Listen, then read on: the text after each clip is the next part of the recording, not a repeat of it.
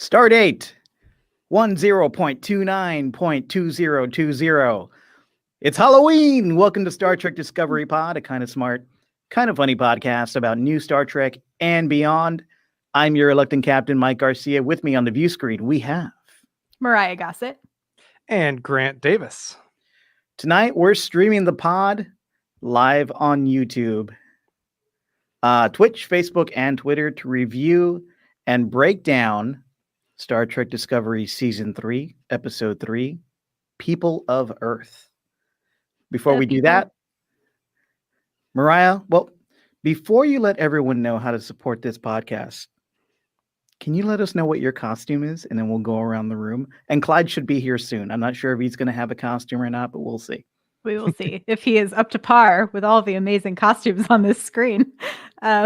I decided to dress up as a Trill since we get introduced to our first Trill-ish character. Trillish, yeah. Yeah, we get some backstory of the Trills. So I'm really excited that we get to experience more about these particular characters. But if you are listening to this pod or watching it live on YouTube, the other thing you can do to help support the show is subscribe to the podcast. So you can do that on Apple, Spotify, wherever you listen to podcasts.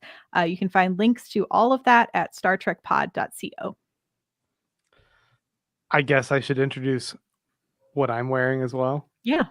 I have a yellow sweater of a command leader of a Starfleet ship, I guess. I don't know if I'm You kind of look like if Kirk went on like a very interesting beach vacation. I'm beachside Kirk, Yeah. I guess. Yeah, because I just bleached my hair right before I came over here, and so it's orange. I don't know what's going Very on. orange. You bleached it for another costume tomorrow, right? Yes, this was an intermediary before I have the costume that I'm doing with my girls. Show us your Delta. Oh, there it is. There it is. On my nip. Nice.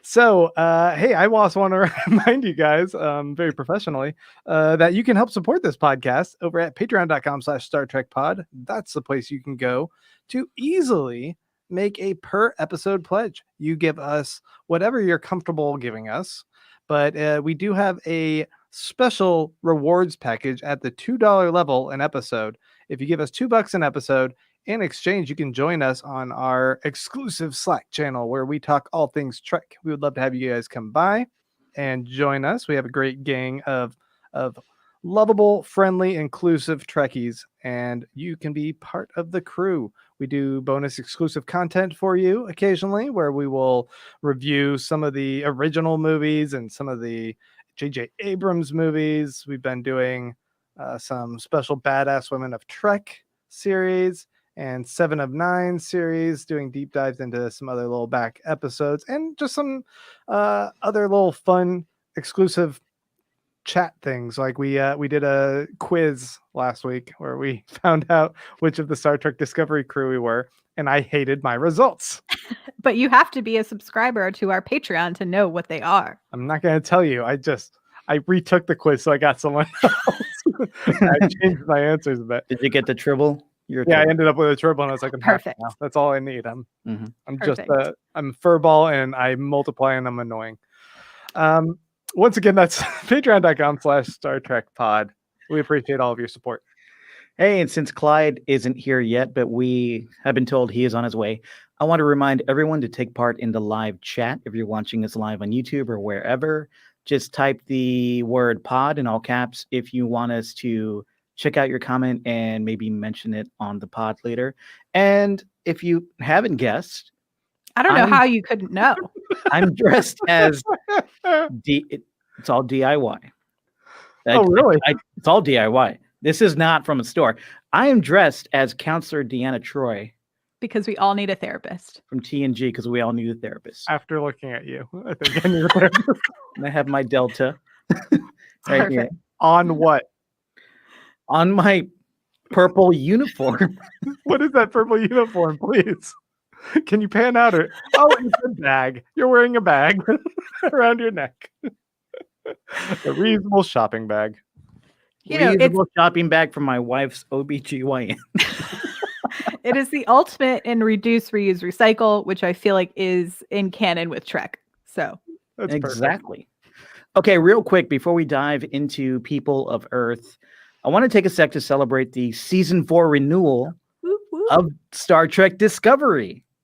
We did it. We It was did us. it. We did it. We did this for you guys. We said, you know what? Let's have another season of this. We decreed.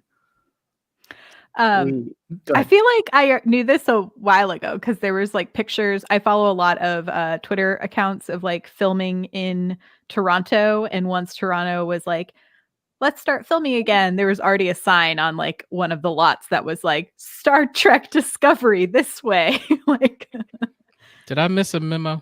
Clyde. Clyde's here. Clyde, how do you like our Halloween costumes? I think I missed the memo. Mariah's is Right? oddly episode appropriate. Mm-hmm. I try. She's Alien Nation. You could tell. That's what she dressed up as. Yes, contrary to popular belief, everyone was not fired. Kurtzman is not out the door, and season 4 is coming. So, very exciting, and I'm glad to see it. And I'm glad they're already working on it. I know the writers are almost done, I think, with the whole season, and production has started. Most of the actors have been back and forth to Toronto a few times, and so far everyone seems safe. So stay safe, and we'll see what happens. Yes. Clyde, you just joined us. We're talking about the season 4 renewal for Discovery because we didn't get a chance to mention the renewal on the pod when the news came down last week. But yeah, CBS has renewed the show for a 4th season. When it will premiere is anyone's guess. So please don't waste your time speculating. Let's just enjoy the fact that it's coming sooner. I was going to say sooner than later, but it's coming, guys. They're filming it now. 3 episodes into this season. Yeah. I'm excited about season 4. Yeah. Mhm. Yeah. Mhm. Same. Yeah. Thank you, young Sheldon or whoever runs CBS. I appreciate it. Thank you very much. I had a Okay. quick question for Mariah. Is Mhm. that a gigantic glass of whiskey? That I'm drinking? Yeah. No, it's cider. It's like, holy hell, that's a lot of whiskey. You're drinking Romulan whiskey, you it's trill? Synthanol, so don't worry about it. Synthahol. All right. Let's do what we're here to do. Let's talk Discovery Season 3, Episode 3, People of Earth. This episode was written by Bo Young Kim and Erica Lepolt, and it was directed by the man, the beard, the homie, Hot Frakes. Jonathan Frakes.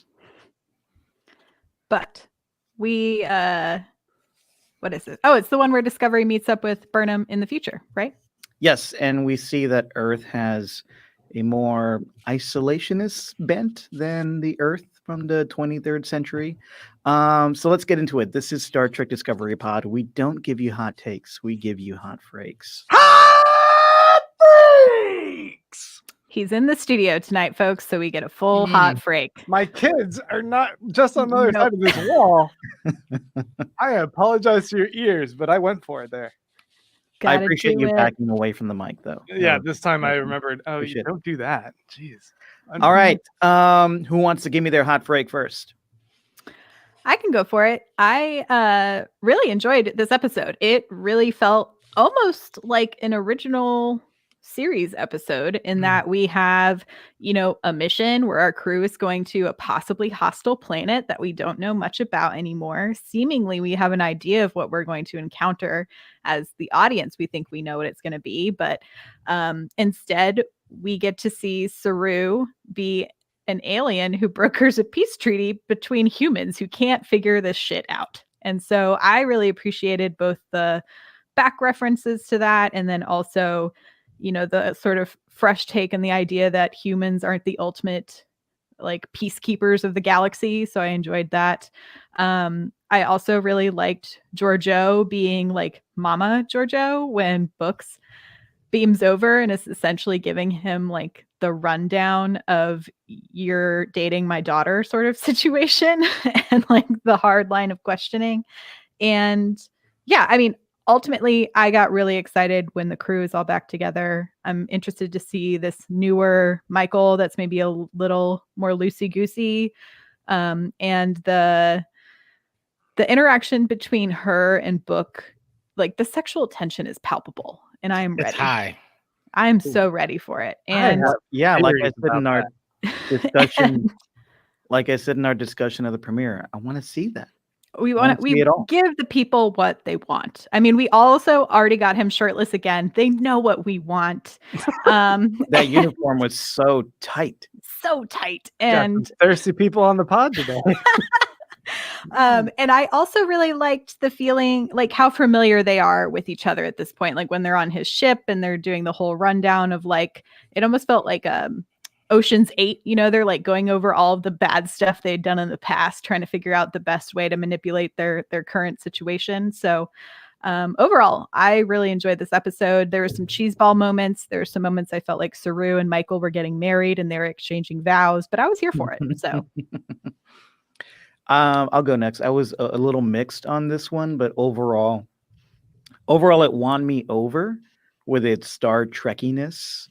Like in the middle of dealing with the fact that Earth in the far future is now this like extremely isolationist planet that is unfriendly to weary travelers like our Discovery crew.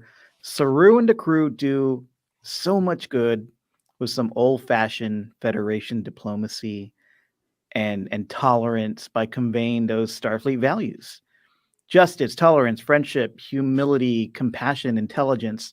These are things that can change the universe for the better. And I appreciated that being put into play to kind of save the day in this episode. That message really resonated well for me in this episode, even though this episode was a little cheesy here and there, but I'm actually not minding the cheese at all this season. I'm here for the cheese. It feels like Disco is kind of finally breaking out of that pretense of being a prestige drama. Like the past few seasons, it's like we're kind of Game of Thrones. We're also kind of Breaking Bad, but no, Star Trek. And it feels like this season they're leaning more into the geekiness of a sci-fi show, and that's really working for me. I found that the theme, like a negative, was the theme of Burnham's disconnection from the crew rang a little false or hollow for me. Like I like some of that scene with Tilly, especially the comment about the hair and all that, but it felt like it was forced in that scene. Like much of that felt forced. Like you could feel the writing. And I get that Burnham has been like away from Disco for a year or so, and she's gone through a lot of shit, and she's changed apparently to survive in this new future. But that wasn't conveyed in a really believable, elegant way. It felt pretty forced in this episode.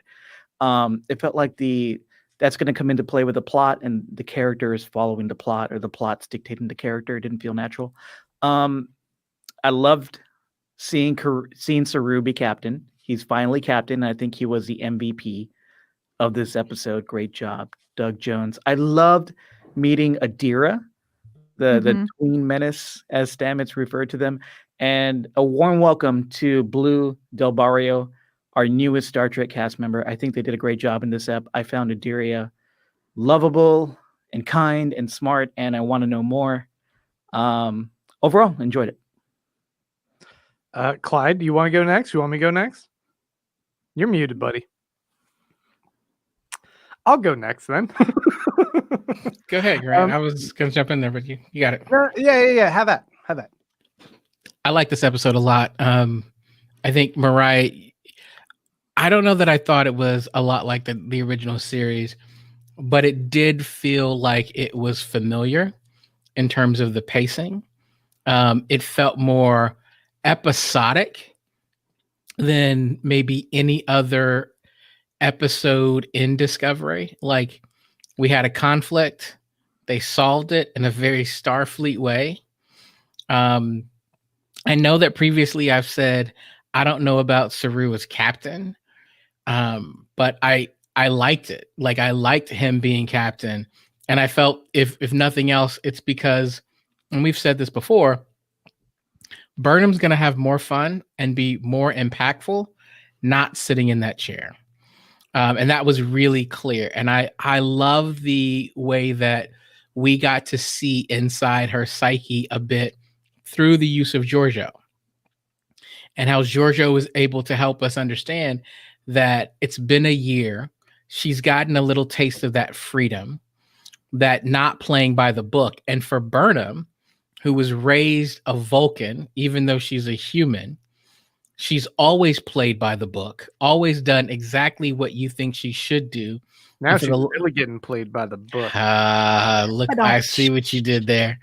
But now she's spent the last year kind of freewheeling and dealing, and so that can be really interesting. She's learning more about herself.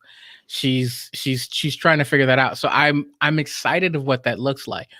The whole idea about them being, do you remember this? Like, this episode that we had, or this thing that we did, and being able to do all these things, I think is going to be a really interesting piece of the show. And so it actually made me really curious. I don't know if there was one thing that really jumped out at me. It was like, oh, that was amazing. Did you see that? Can you believe it? But overall, the tone of the show is like, yeah, this feels a little like home. And so I thought that was pretty interesting. I feel like everybody had work to do. And I agree with you, Mike. Adira was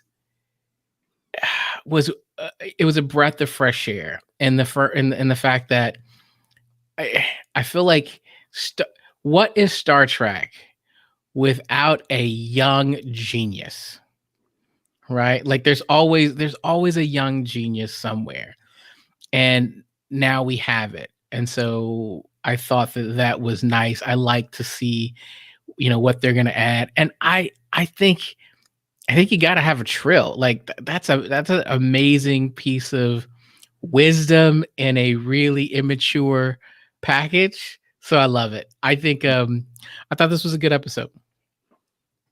Awesome. Oh man. Well, I'll be the one who gets really negative then. Bringing up the rear here. Bring it. I thought this one was so hokey and cheesy, and if this is the direction of the rest of Trek, I'm out.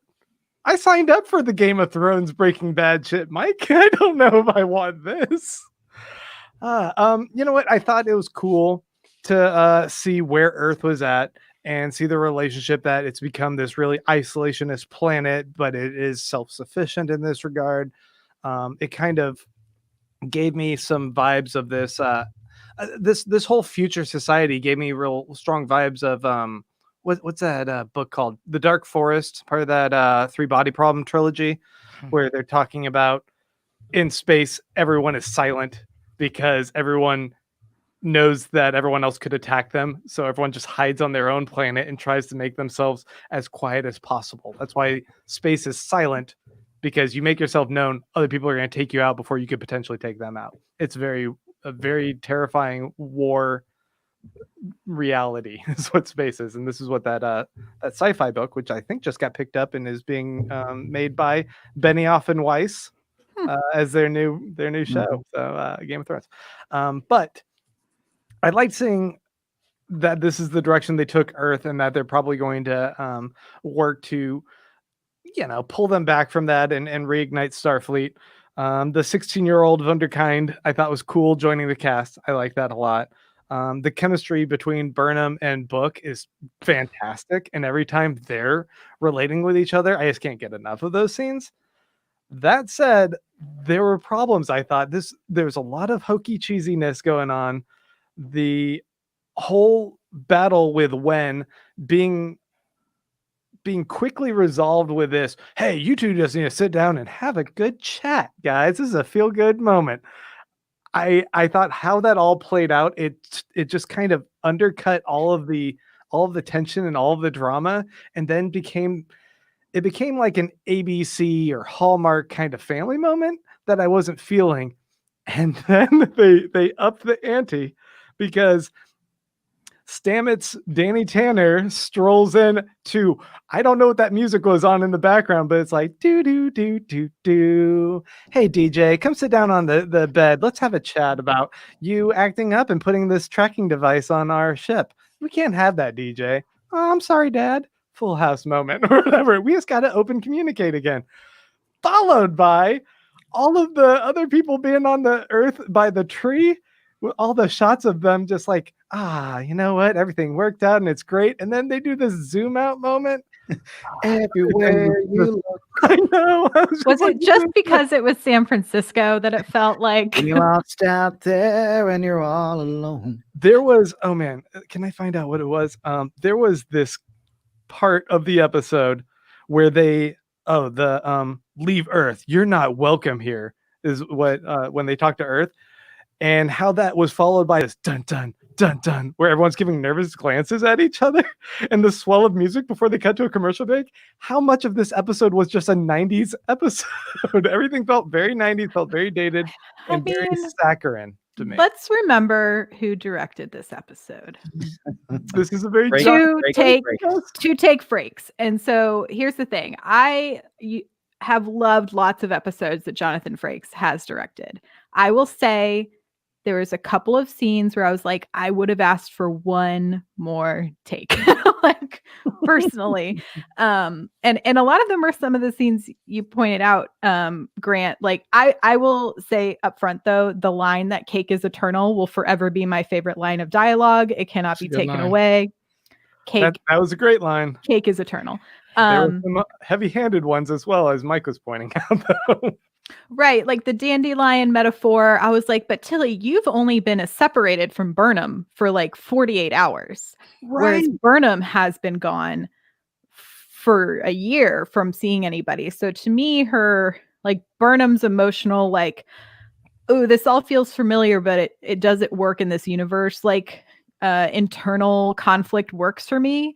But and Tilly's emotional conflict of like, I thought it was really smart to have her do that. Like, did they go to breakfast? What happened to my family? Like, these are all like that to me felt very like natural, that line of questioning. And she's finally like, oh, Burnham's here. I have someone who I know can kind of relate to me emotionally. Like we are friends on that level.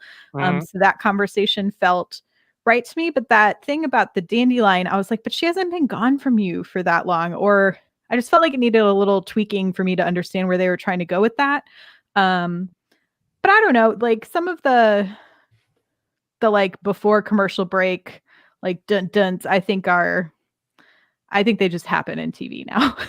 Like it's just what Yeah. we've become used to. Like, I don't usually notice those as much, and I don't think they happen as often. but that's the thing. Correct. Was it because Burnham made like a weird glance at Saru when I was like, I think that's like the one that's gone one too far. Like bring it back a little bit, where it's Yeah. more of like the knowing.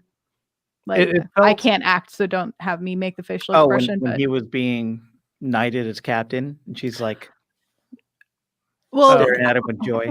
that one was fine. It was more the like when essentially it was her like, I told you so. This universe isn't what you think it is, and we're gonna have to be kind of tough, and a little dangerous to make it through. I like the idea of that. I like the idea that the hanging threat that Saru, Disco, Michael may have to compromise their morals a bit in order to survive and to realize what they're trying to do in this new time frame, which is bring back the Federation, bring back the ideals of the Federation. How does that work in a time when those ideals are shot to hell and you can't contact the people who are still upholding those ideals in the universe? How do you do that? Are we going to have to get our hands dirty? Right. That's interesting. But Sure, I do tell, right? yeah, I do feel that even though I did like this episode, Discovery has a lot of ambitious themes as always. Whether or not it executes on those themes or achieves those themes, it's hit and miss. It's pretty hit and miss. But I think that's not bugging me as much this year. Like I said, I don't know why. Maybe I'm just liking the fact that it's just leaning in to being a little cheesier, a little geekier, a little more 90s-esque, because it feels that way. Like almost every story we got in this episode got wrapped up within the hour. It almost felt, even though we're definitely going to explore, and this set up a lot for us to explore further in the season, a lot of it felt self-contained, which I appreciated. But I know, people who didn't watch Trek all their lives, like Grant, and people who really value the non-episodic, more of a serial story.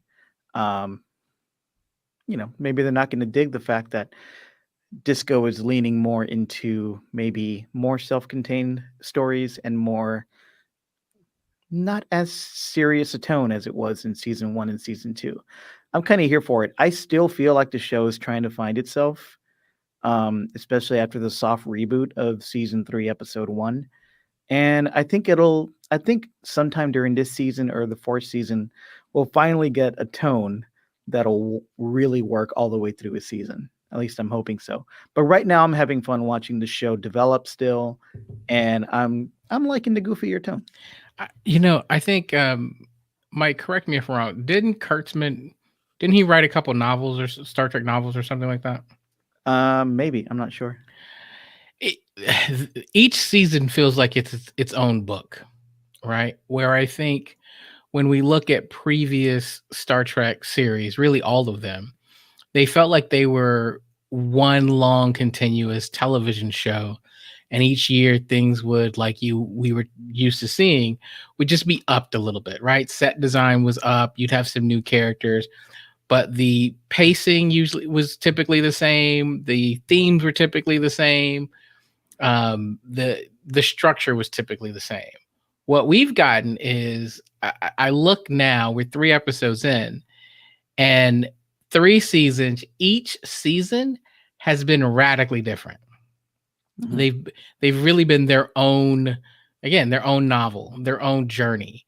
And to be honest with you, if you had told me each season was show ran by a different showrunner, I'd go, yeah, I believe you, because they've been so different. And so I think season 3 is, I don't know, an attempt to bring a bit of normalcy or familiarity in a world that has gone absolutely insane. It's interesting to me. I'm enjoying it, except for, Grant, to your point, there were a couple moments, and for me, I felt like pulling off Wynn's head had a very Scooby-Doo moment to it. Yeah. Like, yeah. I would have gotten away with it had it not been for Titan's famine or whatever. Or it wasn't for this damn Kelpian. Yeah. And the other moment, again, in that almost same scene, is that in a blink we got Book and Burnham coming in, having completed the mission. Right, and while they're still like, don't fire. Yeah. It was super quick, but my whole thought was, in any other Star Trek season, we would have seen that, right? The scene where they go in and get even if it was just, they put down their shields and we transported them over, whatever it was, the most exciting action sequence, right? Exactly. This is like No Country for Old Men. What happened to that part? That was the part I wanted to see. To your point, Clyde, it almost has been different showrunners every season, because the first season was developed by Brian Fuller and Kurtzman together. Season 2 was just kind of Kurtzman solo, and then Michelle Paradise came in partway through, and then this is the one that is the Michelle Paradise Alex Kurtzman baby. And so it's like, I think they had to take that original vision and just like the Titanic trying to avoid an iceberg, slowly move it so that they can get to where they want to go as storytellers. In your analogy, the Titanic does not miss the iceberg, right? I know, but this is the future, alternate future.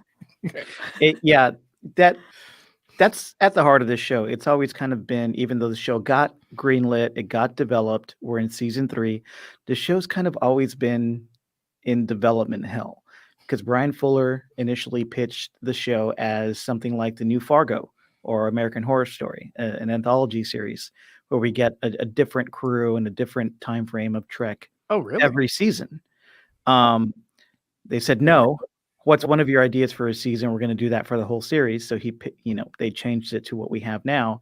And then shakeups happened. He got fired. Kurtzman took over. And then Brian Fuller's, some writers Brian Fuller hired, show ran the first season. Problems with them. They got fired. Kurtzman took over again, and then now we have Michelle Paradise with a soft reboot in season 3 since we're now in a different time frame. So the show has always been like trying to find itself with a lot of shakeups behind the scenes, and that definitely does. You can feel that every time a new season comes in premieres. And there's some comments going on in our live chat. People are talking about how this episode felt drastically different from the first 2 episodes of season 3, which I think it did. You know, it is our first director shift. So the first Mhm. 2 episodes were from Olatunde, who is also on the writing staff and is a producer. And so I think it's, someone who's been in it for so long, and then you're giving this to someone with sort of fresh sea legs, if you will, if we're going to continue on my bad Titanic metaphors. Keep it going. We're just gonna the whole time. You're But king of the world. I did think there were some smart references back to the first season, especially specifically the first episode where we see Mirrorverse Giorgio trying to tell Saru to fire, and Saru's like, Starfleet does not fire first, which is what regular universe Giorgio says to Burnham. And so it's really interesting to see this sort of another like reboot of our officers on the bridge and sort of how that's going to play out for them. And I'm really looking forward to the ongoing, I think, conflict that's going to happen between Saru, Giorgio, and then I think Burnham plays this nice middle point at this period in time, because she's the one who has spent the most amount of time in this particular universe, and Saru is still a little green to it, and then Giorgio comes from the even more violent, more intense space. And so I think there's going to be some fun tension to be played with there between those 3 characters. Yeah, it feels like they definitely mapped out the that character trio, right? Of Saru on the left as the Starfleet idealist, Giorgio the complete opposite on the right. In the middle, you have Burnham being potentially pulled both ways. Where's she going to go, or is she going to embody something different and better? That's interesting. That's cool, especially since Giorgio clashing with Saru is always really fun to watch, as we saw last episode. It was great to see Saru be like, you know what? I think communication has proved to be a very effective means of de-escalation when the people of Earth are like, no, don't talk to Wen. That's gonna be a problem. He's like, no. The rule book in Starfleet says we should totally try and communicate. And that's to the point of the same thing as Starfleet doesn't fire first. So I like seeing that. I just feel this episode had a lot of interesting points to make and was problematic in how insecure they were in the intelligence of the audience, that they felt they had to underline and then add exclamation points. Like we could have gotten the sense of there being distance between Burnham and Tilly in the very beginning and know that something has changed in her in a year's time that isn't conflicting with the one day that's passed, right? For Tilly. Or we could have explored this idea of communication being more effective without being like, look, in the end, all you had to do was talk to each other and rainbows. Like they straight out just kind of say those lines of dialogue instead of showing that there's a little bit of underlying tension. In fact, I thought one of the more interesting scenes was, I think it was that dude Gene, shut the fuck up Gene or whatever, who walks out of the elevator past Burnham and says, "Oh, hi, Commander." And that like establishes, okay, there's going to be a potential problem with a power play between her and Saru of not knowing who is the ultimate authority on the ship. And what could have been a more interesting plot point, in a way, I felt was a little bit undercut as well, when she gives it to him rather than them having a discussion. Like, don't you guys feel like that was a little unfair to Saru to be like, oh, I have the ultimate authority on this ship and I bestow upon you commandership, rather than be like, I don't need you to give it to me. I've already taken it. It's mine. I didn't see it as that. I felt like she was directly communicating to the fact that Saru would want to talk this out and they would want to logically figure out who the best person is going forward. But I think it was unexpected for sure, which I liked. And I think the larger point that was trying to make was Burnham doesn't know if she belongs back on Disco, so she's not going to be the captain. She's not going to step up. And I think that unsureness of who she is now is going to pay off this season down the line, even though some of it did feel forced. And I think some of it felt forced because she's supposed to be separated from the crew for a year, but we don't feel it as viewers. Yeah. We don't. And Yeah, they were really trying to week. truncate that if they're trying to slide her in as number one near the end of the episode. Right. I want to talk about Earth. We learned Why? Earth. It's a planet. We live on it currently. Third rock from the sun. That Earth. That's the one. John Lennon. We learned Earth is no longer part of the Federation. Shocker. Mariah, you brought that up in your hot freak. It's a pretty cool, unexpected development. Earth is run by a military unit now, the United Earth Defense Force, I think is what they call it. And they do not trust outsiders, and they are kind of edging on being xenophobic, which obviously felt like a regression in the culture. Kind of felt like what we're experiencing in the US today, at least with the political party currently in charge. What did you all think of that development of how Earth was portrayed here? Yeah, I mean, I think the writers, like all Star Trek, is seeking to put some commentary on current events out into the world. And I caught a little bit of the Ready Room interview with Bo and Erica, the two women who wrote this episode, and they were talking about, they were like, I'm trying to backtrack, when this episode was written was probably at the height of like the US enforcing like the Muslim ban, right? And so we're seeing all of these extreme political tactics being used to keep quote unquote, outsiders out of a particular place. And so I think for them, it would be weird to have country-wide, make Earth great again. Blah. Thanks for that comment. But we wouldn't have country-based government anymore, right? Because we have interplanetary travel. But the concept that Earth would become so insular, I think, is a logical step to use as their particular metaphor. And the idea that it's a little bit more militaristic in the way that it functions also feels correct, because I think people move to ignorance and violence and anger when they're afraid. And so when there's this big fear, this big bad of the dilithium exploding, who could have caused it? The Federation, our protectors are now gone and they can't do what they normally do for us anymore. That people would turn to fear. And that's what we see happen in this particular episode. And it's what we see happening now. And so I think I liked the commentary on it. I do think it was heavy-handed with we just need to talk.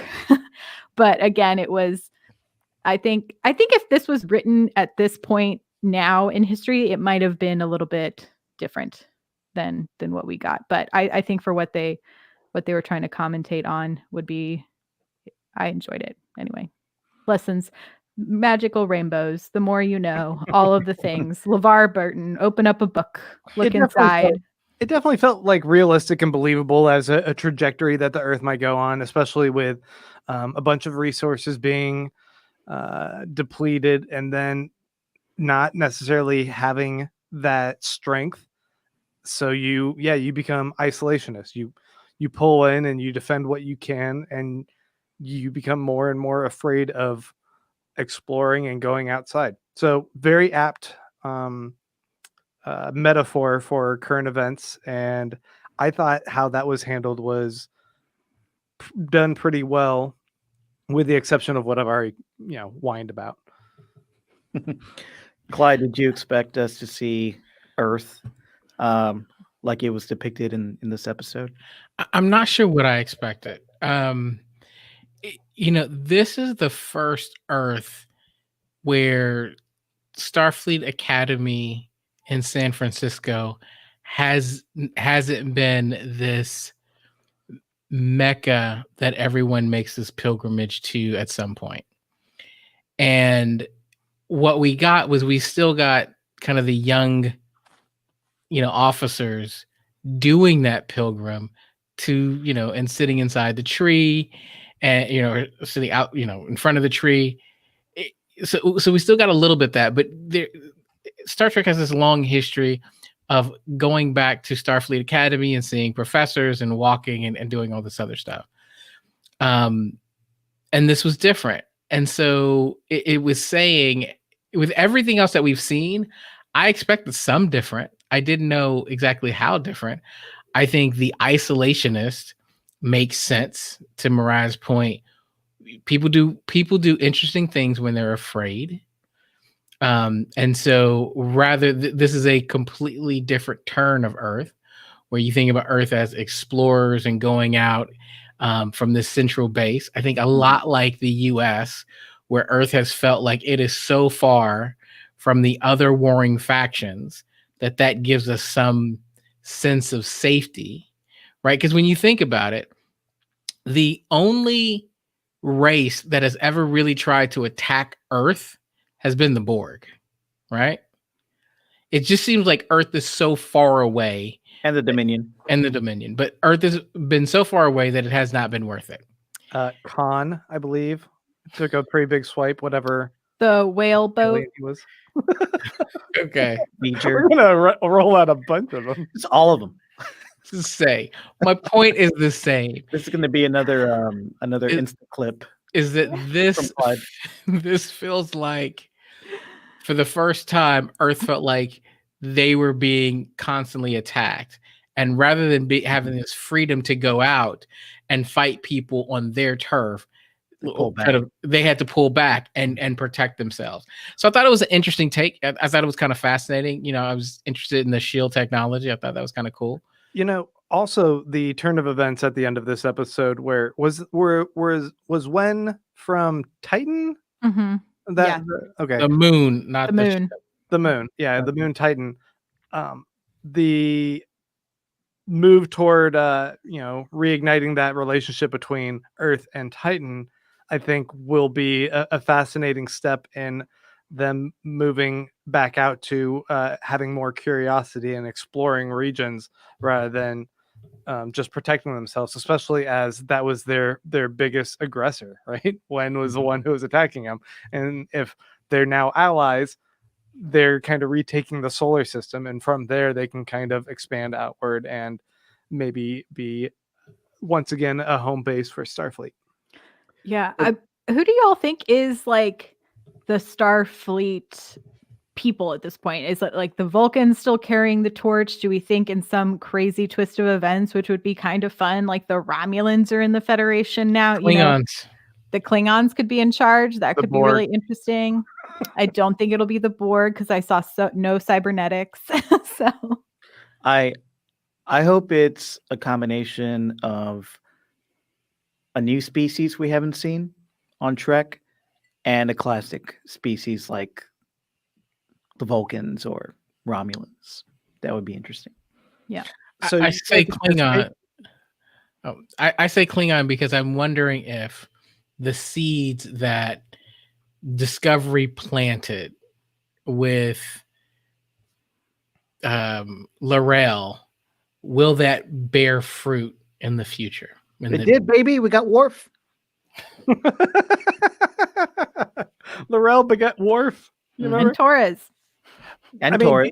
Do you guys think, though, that Starfleet still does exist to some really limited capacity? I mean, I know there's like these little satellite episodes. There's a person on Earth whose memory has been downloaded into a Trill, who's now in the body of a 16-year-old, whatever. I don't understand what the Trill thing is, but we've explained it to you like twice, but we'll do it again. Okay. But I see like these little like pockets of like individuals that are kind of like carrying on the memory, but they're actually being an operating organization. I think the most we saw was there was a mention that there was 2 ships that like had been lost out in space somewhere, and who knows where they're at, or even if they're around anymore. So it might be that Discovery is the beginning of, it's starting and everything has to form from them rather than them finding someone else who's going to help carry this for them. I mean, in fact, I Yeah. would think that'd be more interesting than them Yeah. finding Vulcans being like, oh, we'll work for you, rather than Yeah. we have the ideals, we know what this should be, and we now can just start recruiting people and making more ships and I agree. I think proselytizing. I agree. I think like a lot of Trek fans, I've often wanted to see depicted the creation of the Federation. How do we get from where we are now to where they are? And I think with this new season, we're set up pretty well for that kind of story. We're talking about Earth. We're talking about the Earth Maga Force, whatever they're called.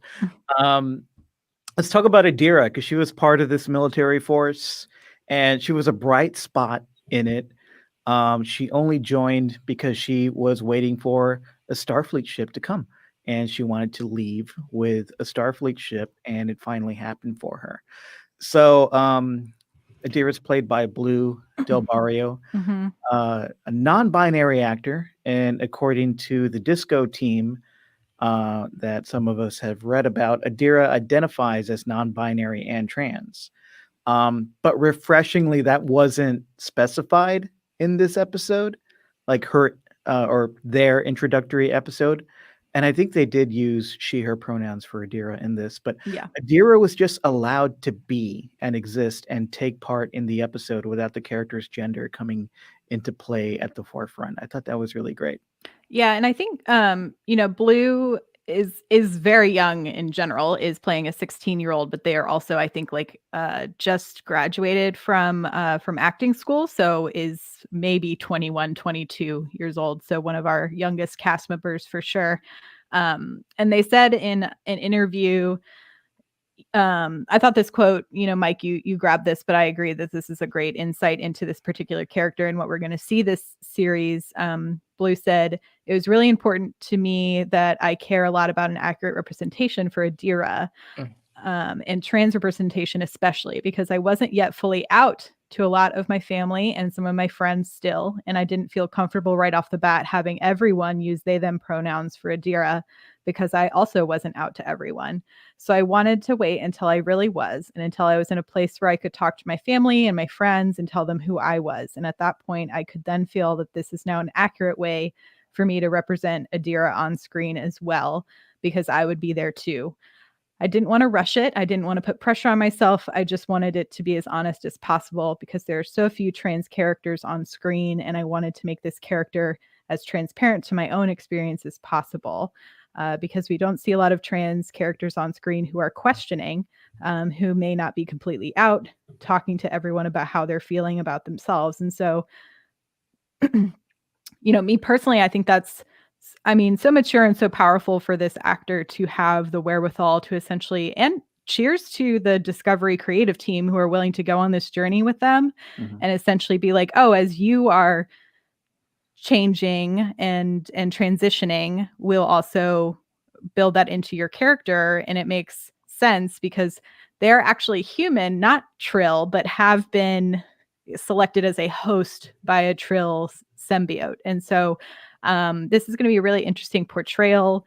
I'm really excited to sort of see that play out on screen. And I know Blue has said that both Wilson Cruz and Anthony Rapp and Ian Alexander were like incredible people to be around while going through this process on screen. Yeah, they were and- fantastic on screen.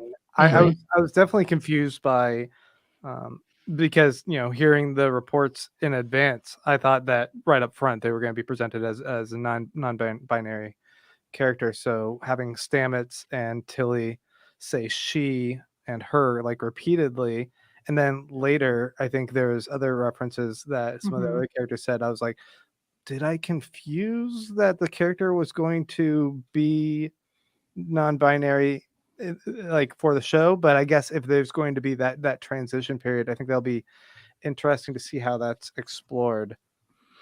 yeah, it's going to be a deeper, more nuanced exploration of a non-binary character. I hope that it's really underlined and made clear the distinction between identifying non-binary and the elements going on with the symbiosis with the Trill Mhm. and other multiple personalities, I guess. Mhm. Because there's an element of that seems like it could be problematic.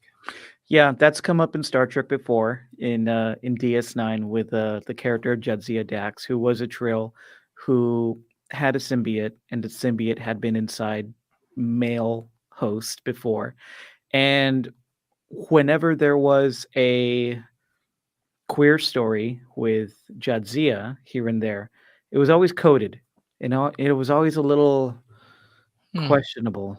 Because Yeah. we don't want that undercut Mhm, mhm. because it's Yeah. very important. And I feel like the way that I have heard Blue, as well as the rest of sort of like, I like to think of them as my LGBTQIA plus Avengers on this show. You know, they're so wonderful at being about all of the panels and doing all of the things. And I feel like they've all seemed pretty happy with the way things moved through this particular show. And so that gives me hope that the creators were smart enough to talk to Blue about their own life experiences and what is going on for them in that particular moment, that they would hopefully be able to wrap that into the show as well. It's ambitious, and it feels like they're, with everything that we're reading about this character and the actor and what we saw today on the show, it feels like they're going to treat it with sensitivity and respect at least. So that's good. Good. Yeah, I think one of the things that's interesting to look at is, I think even without knowing a lot of the backstory, the sentiment is we were really excited for them to be on the show, and they are bringing a lot to it. Mhm. And I think the nuance is going to make that even more deeper and richer to understand what's being done. And so I just think that between Adira and Book, these are two really strong additions to the show. I mentioned one of my complaints was the dialogue between Stamets and Adira. I really liked that moment. Well, what Yeah, I it wanted was to point fun. out, like I thought, like the dialogue and the music behind it, I think the music just did no favors, and that Music was bad. Yeah. I'm gonna blame editing. I don't know, but I think that the dynamic between Anthony Rapp and Blue was immediately apparent, and there's this warm and parental vibe Mhm. that Stamets was giving to Adira, which is kind of uncharacteristic to the character, given his cantankerousness. Oftentimes, that I don't know. I really did appreciate that element. I thought, being upfront, being very open and honest and forthright about what's going on with Discovery, that they're time travelers. That's information they're generally really protective of, but Stamets didn't hold back, was very straightforward. Like, this is where we're coming from, and showed this degree of concern and compassion and respect when that situation could have borne out in a very different manner of, you just put a device on our ship that made us susceptible, threatened Earth, could have gotten a bunch of people killed. We got fired on our ship because of that. Like, that wasn't the approach. And I thought that was much better handled than the Scooby-Doo moment of ripping off the head and saying, now you guys communicate. Yeah, I thought the moment between Adira and Stamets felt very much like Stamets can see himself in them. Like essentially Stamets is like, I have been this wonder kid before, and I can see how intelligent you are, and that maybe you also are a part of my rainbow family. So like, come on in, that kind of there's like a dumb TikTok that went around a long time ago where it's just two people looking at each other in each other's outfits and just being like, are you? And they're like, but are you? And they're like, are you gay? And it's like, yes, bitch, of course I'm gay. Like, and so it's like this little like moment where I felt like it was like taking you under the wing, and then we find this big plot. Like Adira's going to play a big portion in this plot moving forward, if this is like the last known person who sort of maybe possibly knows where Starfleet is. So I'm excited for that. Well, I think the other thing that's interesting is that we saw a little bit of this. Maybe it was a little jealousy with Tilly. Like, wait, I'm supposed to be the Wonderkin. Yeah. But I think that's exciting because it says, okay, well, Tilly, for 2 seasons, you've been the young rookie, really smart, trying to figure your way out, find yourself. And maybe now what we're going to see is Tilly really coming into her own. We talked about that a little last week, right? But Tilly really being able to stand up and be, competent and confident and all these other things. And maybe her storylines are going to evolve other than just being the young rookie. Mm-hmm. Yeah, that's a good point. My spouse is an educator and she deals with teenagers a lot. And she says the best way to really connect with a teenager is to do it with honesty, as much honesty as you can have with someone who's much younger than you, and with respect and humor. And that's the way that Stamets dealt with Adira in this episode. And it rang true to me. I really like seeing that play out. Chris Rogers, let's jump into some of these live stream comments. Chris Rogers says, Pod, I've talked about this elsewhere, but that the first non-binary character in Trek is a Trill is wonderful in my opinion. The Trill are already queer-coded, and I want so much more for Adira to bring an acknowledgement to that, rather than bringing the Trill to queerness the way DS9 did. Yeah, we've come a long way. I'm excited to see what happens with Adira. Yeah, big time. Do you guys see any other comments you want to bring up?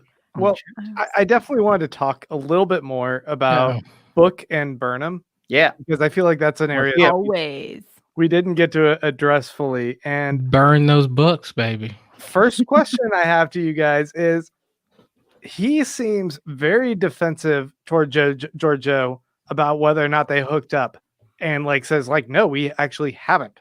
And it seemed very genuine and honest. Do you guys... that yet was implied. Yes. I'm not talking about it. Listen, if you haven't and you're not going to, then you just go, no, we haven't. It's been a year, though. And that's why he's like, I've been trying. I'm trying. But I don't think they've been with each other every single day and night through the year. It sounds like they sort of were in passing with each other a lot and kind of working with each other when needed. But yeah, it's a year is a long time. 100% gonna happen. I got the idea that it was a one-sided relationship, and probably the opposite of you guys, that it's Burnham sweating him and he's pining for someone else. Because the person he's pining for himself is Grudge's cat, who's a queen. I think that he has some sort of relationship with that alien cat that she can't break the barrier of. Man, when she was putting that outfit on him and pinning the badge on him, she was just... she wanted to be zipping it the complete opposite way. But he just seemed kind of oblivious, and he seemed like, no, we're not hooking up to Georgiou, to the point where I was like, he's not on the same page as she is. She wants him. She doesn't know how to approach that because her last relationship was Ash. So, I mean, who wouldn't be a little slow on the uptick to figure out if you want to be in a relationship again after Ash Tyler? Yeah. I get that as well. And after losing your friends and family and ship and time for a year. Yeah. I think there's also just that big question mark, right? For Burnham is, can Book fit into her life on Discovery? And I think for her, it's important to figure out what that dynamic looks like before she's ready to commit, because she already lost her half Klingon, not great boyfriend to Section 31 last time. So, I love Book. David Ajala just has this infectious casualness to him that's really genuine. Of course, him and Burnham. Tell me about the spinning part. Oh yeah, line. yeah. he really like grounds everything when Right. all this craziness has happened. Like, but what do you guys want from Book? Like, how and where does he fit into this show? Like, we saw him leave in this episode. He's a cast member. He's coming back, but how do you think he fits into everything? I like him being this outside kind of ranger who will pop in here or there initially before maybe he becomes folded into what Starfleet is once it expands, if that's the direction they go.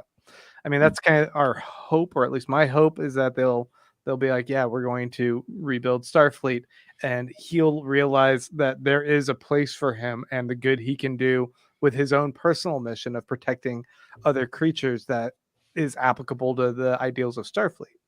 Clyde, it sounds like Grant's talking about Teal'c or Ronan Dex from Stargate. Is that what we're getting here? Come on, I don't know what that is. Not Teal'c, right? Because Teal'c was a full-fledged member of the crew, and Ronan really was pretty quickly. That's what I mean, like an outsider coming in, and then I like him as an outsider who kind of retains some of his independence, but is a frequent collaborator and partner. I don't know that I want to see him in that uniform again, right?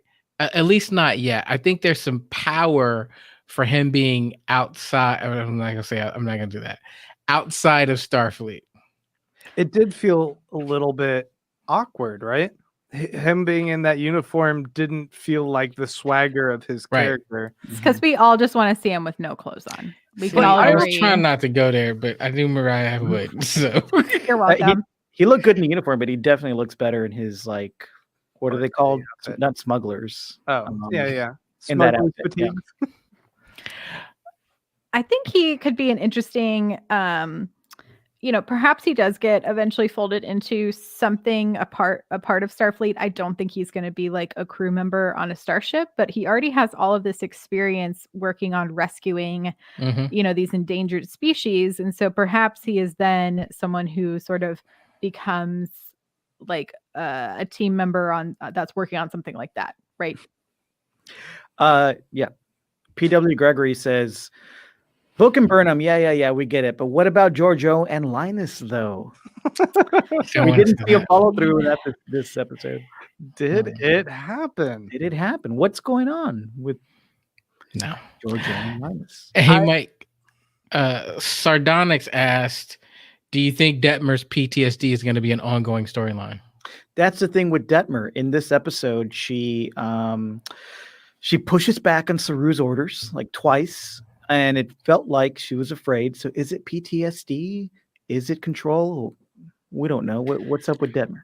Yeah, it feels more like a mental thing because she was like, we just recovered. Maybe she's like the one point of logic where it's like, we're literally destroying the ship again, but I think it's going to be something possibly more wielded to PTSD, or perhaps she's finally, maybe she's going to realize she's not really in for the long haul of what this is, and perhaps needs to find another thing to do in this new universe. I don't know. I would like to point out to y'all, after our discussion of how fast hair can grow, that they specifically show a montage sequence of her hair growing out, Michael Burnham's hair growing out that fast over the course of the year and a half, whatever. Again, the last... Okay. I get that it makes a jump. Here's the one. I would like us to not talk about this because we do not have any Black women on this show. And I think Black women's hair has been overly politicized in media for decades. And I know I have seen things on Twitter about how much it means specifically to Black women to see a woman in this particular hairstyle. And I think we can just leave it at that. And I think they just wanted her to be able to show that she is a proud Black woman who is leading this fucking show. Yes. Word. And look, I am married to a Black woman. I have a daughter who's also Black. We spend a lot of conversations in my household talking about hair. And I have been, I'll say marginally educated on the discussion for a while. And so that hairstyle on this show for a lead is a big deal. And not only that, I think what we see in Burnham and even in the montage is actually it's natural hair. And the fact that it was curly and the fact that it was braided is something that you just don't see on television. Usually when you see Black women's hair on television, it's almost always straightened. And so what we see in this is it's wonderful. And we don't have to get into the length and growth and what happened. I think that's more nuanced. And I also looked and said, I think that there are enough people of color and Black women on set that even if we don't understand it completely, I have to trust that they got it right. Mm-hmm. I'm just going to echo Tilly and say it looks great. Yep. It does. Yeah. Karen had a great comment here about the Kelpians in Saru. She says, having the Kelpians be a new force in the Federation would be appropriate, given Saru's role. He could be their hero for them, which would make an interesting storyline. We're definitely going to catch up with the Kelpians this season, right? I hope so. I don't know what quadrant they're in, and I guess only Discovery can really get there at this point. Clyde, I know you've been itching to see the Kelpians again, right? No. I mean, they're fine. No, look, the Kelpians are fine. If they got more people who can do the shooting the darts from their head thing, I mean, that's cool. I kind of don't want to go backwards. I mean, I'm curious to see what they look like and kind of where they've evolved today. But at some point, I want to see some new aliens. Yeah. It would be fun. And I think the last comment I want to bring up that I think we can all appreciate. CJ Higgins says she wants to see a book without a jacket, please. Don't we all? Don't One more we time. all? One more. I can take off my jacket if you guys want. No. See, you could just be book for Halloween. You just gotta go shirtless. There you go. Let's all be booked for Halloween. Grant, take off your shirt. You just draw the abs on with like a contour stick. I'm working on my abs. I'm working on them. I'm getting there. I have a magic marker over there somewhere. I'm getting my crunches in. I'm working on my abs. All right. Anything else to say about this episode of Discovery? I was just going to comment really quickly on the, coming up next episode, if y'all don't mind. It looks like we're going to see some Burnham kicking ass, which I'm excited about. And we also are visiting what looks like the Trill home planet. So I think that will be really fun and exciting.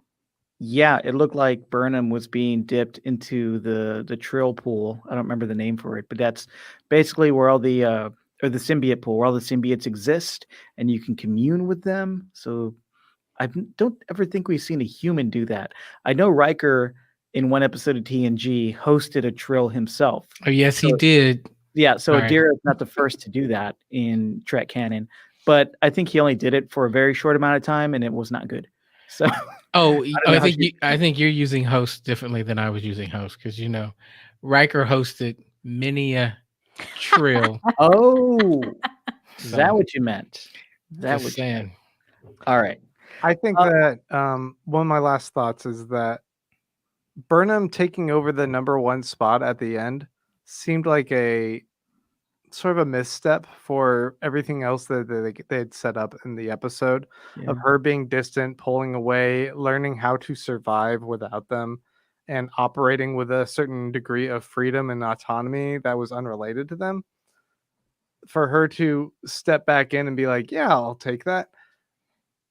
Just kind of felt like, well, why were you guys doing that? Except for that maybe she'll be a little bit more loose and less by the book, I guess.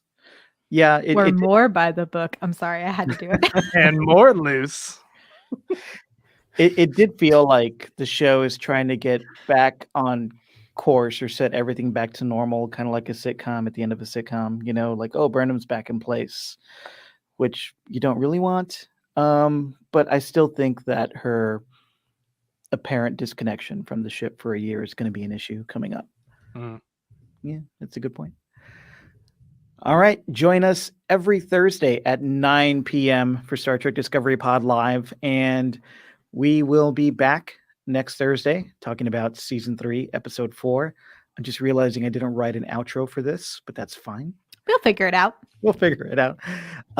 Guys, do the things that you do in the outro. Yes, make sure you have subscribed. We appreciate y'all live chatting with us here on YouTube, but please make sure you hit that subscribe button, hit the little notification bell if you're on YouTube so that you always get a notification when we're going live. And if you want to listen to the pod, go to StarTrekPod.co. And there's more that you can get from us if you join us at patreon.com/StarTrekPod. Go there, make a per episode pledge, and you can join us in our Slack channel where we can chat about all things Trek all throughout the week, share our theories and speculations, and just general chat about Trek things, do watch-alongs, and hear bonus exclusive content. We'd love to have you over there, patreon.com/StarTrekPod. If you tweet about us, let people know. If you're on the gram, on IG, let people know about us. And make sure that if you see them around, give a shout out to Karen, who runs our Twitter, and James Worm, who runs our Insta. Thank you, James. Thank you, Karen. Yeah, and if you guys dress up as cool Star Trek characters for Halloween, drop it in the Slack. We'd love to see your interpretation. Also, let us know whose costume you enjoyed the most tonight. I also wanted to just remind everyone to please vote. If you haven't mailed in your ballot yet, it is too late. You need to drop it off at a polling location or look up where you can drop it off at a drop box that is reliable and safe. If not, there's a few more days of early voting in some states, or we will see you at the polls on the 3rd. Please vote. It's important. It's critical. Make the federation happen. Vote. All the way down the ballot. Read all the way down. There's important things. Yes. I had to vote for someone who decides how to manage the clean water in Austin, in my district. And it was the very bottom of the ballot. So vote for science and vote for logic. Yes. All right. It's not too late to get informed, too. Check out vote411.org if you're still trying to figure out what the important issues are in your area. Right on. And we'll be back next Thursday, 9 p.m. Central, StarTrekPod.co. Guys, where can we find you online, Mariah? I'm at Mariah Gossett on all platforms. That's Mariah with a Y and a Gossett with 2 S's and 2 T's. Clyde Haynes. You can find me at Clyde Haynes. Nailed it that time. Thank you. Or you can find me at keinclyde.com. That's KEIN Clyde.com on the web. Grant Davis. At Baron Von Grant. You can find me as Ship's Counselor on the Enterprise or at Mike Moody Garcia on Twitter and Insta. Till next week, live long and prosper. Bye.